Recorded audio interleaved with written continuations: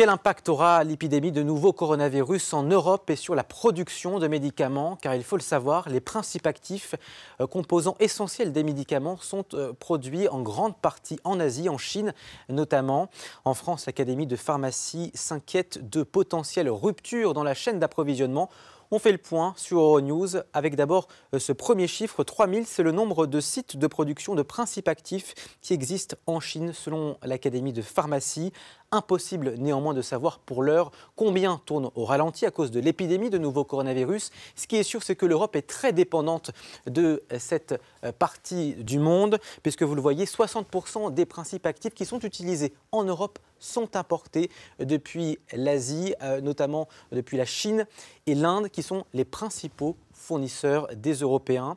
Alors, quelles sont les grandes classes de médicaments qui sont concernées? Il y a peu de données à ce sujet, mais grâce à des experts, nous avons pu établir une première liste. Sont concernés des médicaments tels que les antibiotiques, vous le voyez, mais aussi les analgésiques comme le paracétamol ou encore les anticancéreux, qui sont donc des médicaments dont les principes actifs sont en partie produits et importés depuis l'Asie. Alors pas de menace dans l'immédiat puisque les laboratoires disposent de stocks suffisants. C'est ce que m'a indiqué ce jeudi matin un membre de l'Académie de pharmacie. Mais seront-ils suffisants à long terme? Nous avons posé la question à l'Agence européenne du médicament qui suit la situation de près. Elle nous répond qu'elle n'a jusqu'à présent reçu aucune alerte de rupture d'approvisionnement en raison de l'apparition du nouveau coronavirus. Elle indique en raison du nouveau coronavirus.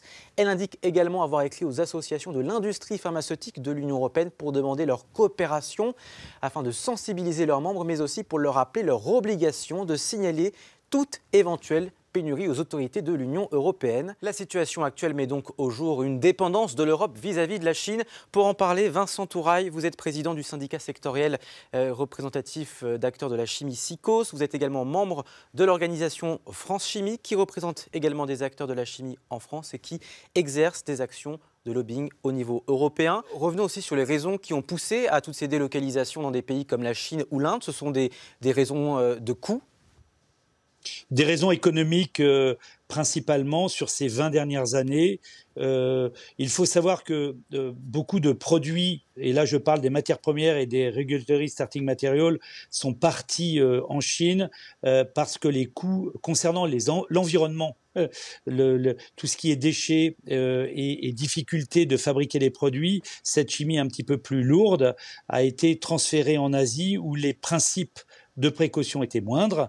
Le plan Blue Sky chinois actuel renverse un petit peu la donne puisque les différentes entreprises en Chine doivent maintenant être dans des règles environnementales qui sont les mêmes quasiment qu'en Europe. Mais est-ce que finalement ces choix industriels ont mis en danger la chaîne d'approvisionnement et la sécurité sanitaire des Européens?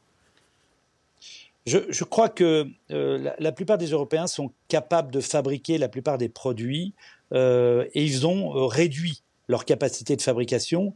Ils se sont concentrés sur les dernières étapes de fabrication des principes actifs, celles auxquelles la valeur ajoutée était la plus importante. Mais effectivement, la difficulté d'approvisionnement que l'on peut trouver sur des éléments un petit peu plus basiques rend l'équilibre un peu plus fragile qu'il ne l'était il y a une vingtaine d'années. Il est clair que sur la plupart de nos sites, nous avons des capacités d'extension et que nous pouvons ramener en Europe un certain nombre de fabrications. Merci beaucoup Vincent Touraille d'avoir répondu aux questions d'Euronews.